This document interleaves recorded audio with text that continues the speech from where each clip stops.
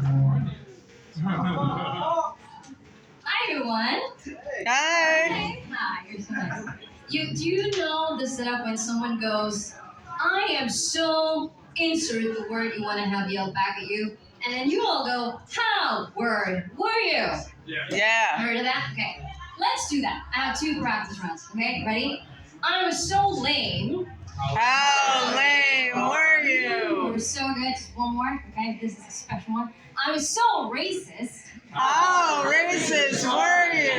Because this has a special second step, which is everyone come to appear one by one standing in this spot, and then everyone yet again yells, how racist were you? And that's how we save the world.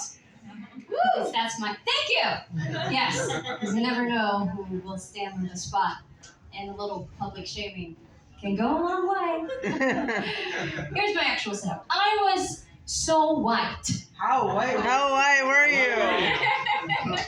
That was great. How white? I was so white that for the first at least 25 years of my life, I'd say I'm Swiss. How? That would be a good continuation. I did not think of that, so you're a better comic than I am. But I'm just going to explain to you Swiss, and some of you might think, okay, she's brown. That doesn't go with Swiss. And if that's you, then it's your moment to come and take the stage and be yelled at how racist you are. Because, disclaimer, however you identify is however you identify. No one but you is the judge of that. Right? You can be brown and Swiss and whatever, and it's great. My story's a little more complicated than that, right? It started out with me being born in Sri Lanka. Yay! And then I got adopted. Yay! And then I was raised in Switzerland. Yay! And I was raised by my very dear, very white parents. Yay! Kind of. And the next station is called imposter syndrome. Yeah, not good. How does that happen? Because I look in the mirror and see a brown face staring back at me every day and think to myself, yeah, but how does that happen? Imposter syndrome. How, and without me even realizing, right? So think of your best friend.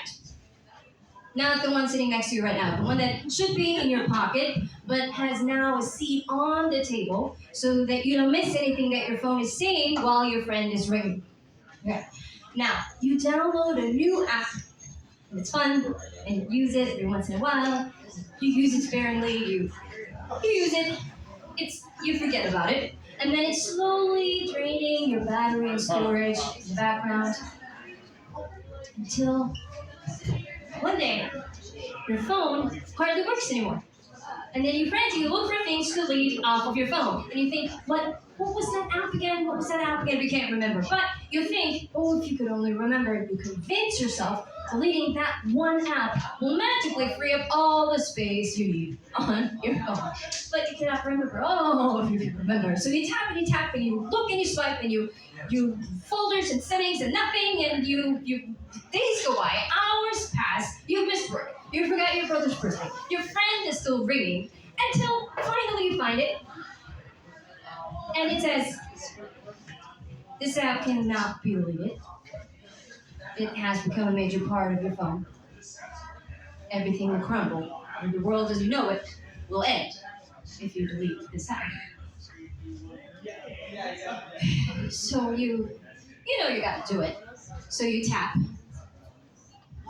thank you, light, and then it's deleting, and it's gone. And everything's well, everything's great, until 2 days later, and everything goes crazy, and you sign all the things to that one app that you deleted that you still cannot remember the name of. You try to restore the information, or to download again, but in the meantime, it's a new version that can't be downloaded because you don't have enough storage on your phone. So, Breeze White, to give my imposter syndrome a name, is the thing in my pocket that keeps talking at me and demands a lot of time. It works much like an app, only I was not the one to download it. Kamari, Helpling. Thank you for listening. Yeah. Thanks, Kamari.